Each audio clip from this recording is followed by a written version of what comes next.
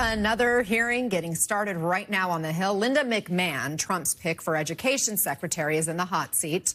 And opening statements have begun there. You can see Senator Tim Scott. Trump has said that he wants to get rid of the Department of Education entirely.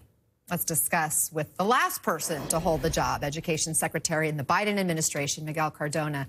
Secretary Cardona, it's great to have you here with us. Let's talk about this hearing that's happening right now. It's odd to be interviewing for a job that your boss essentially wants to get rid of. And we know McMahon doesn't have a big background in education. She's probably best known as the executive for World Wrestling Entertainment. She was the small business administrator in Trump's first administration. She did serve briefly on Connecticut's Board of Education for about a year. Mr. Secretary, what do you make of this unusual moment, and what questions need to be asked? Well, thank you, first of all, Anna, for having me on, and it's good to see you again. Look, you know, I remember going through the hearing myself and getting those questions, and you know, back then it was about making sure all students have access to higher education, all students have access to success. Today, the opposite is true. The agenda is to disrupt and gut public education. I worry about the students who are going to be impacted, Anna. Everyone hearing my voice, whether you're Republican or Democrat, will know someone who's going to be impacted, whether that's the 7 million students with disabilities, you know, the 10 million students in rural communities that rely on Title I dollars, or the 6 million students that rely on Pell Grants to go to college, the people whose civil rights are going to be violated. There is an attack not only on the Department of Education, but on education in this country. Let's talk about what we know of that's happening inside your old building. CNBC reports that Elon Musk's Doge team has taken over some of the department's highest officials' offices. In fact, they describe it as what's happening in there: rearranging furniture, setting up white noise machines to muffle their voices. Doge says it's already terminated roughly $900 million worth of contracts, writing on social media that it's terminated 89 contracts, as well as 29 grants associated with DEI training. We don't have specifics. Mr. Secretary, what is Linda McMahon walking into if she's confirmed? Well, you know, some of the hardest working and most student-centered people that I've ever met in my life work in that building.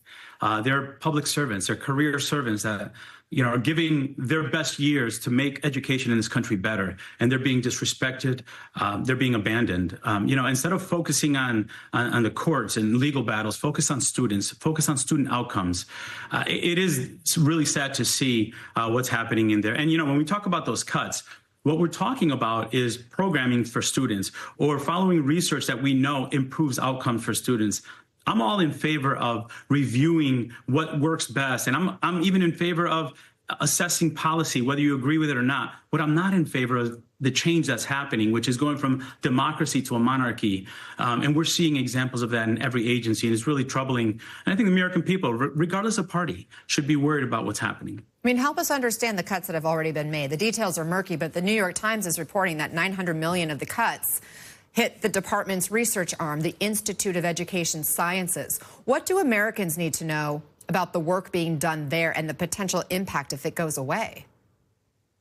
Well, as I said at the beginning of this call, you know, every student is going to be impacted, you know, and it sounds nice when it's murky, right? But when it starts hitting your classroom, when you start seeing that because of Title I changes or moving those programs, or because we're reducing the workforce, there's no one there to process your financial aid form. There's no one there to distribute the Title I dollars, meaning reading teachers in your kids' classroom are going to go away because there's no funding for it. That's when it hits home. That's when it gets real.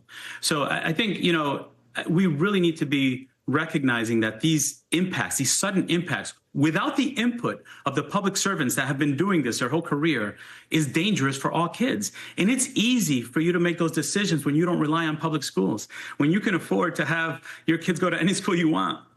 But 90% of the students in this country rely on their local neighborhood public school, and they're going to be impacted. Yeah, I know. I'm a product of public education, have family members who are educators as well in K-12 schools. President Trump, he campaigned on eliminating the Department of Education altogether. So there are Americans who want to see this happen. Here's what he said yesterday.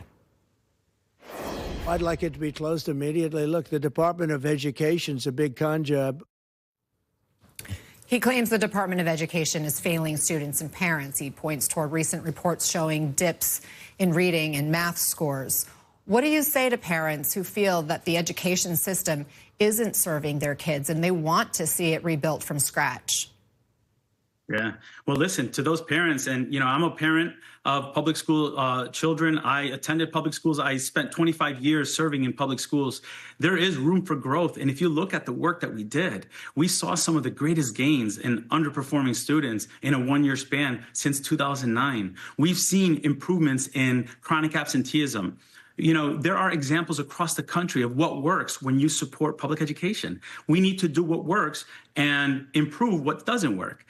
Gutting the whole thing is going to impact the students who need it the most. The students who are homeless, the students, as I said before, children with autism, children that need additional special education support, children with speech needs. They're going to be hurt the most. Former Education Secretary Miguel Cardona, really appreciate you joining us. Thanks so much for shining light on what's happening at the Department of Education. Thank you. We're going to keep an eye on that hearing. We're also following more breaking news from Capitol Hill this hour. We expect the final test for RFK.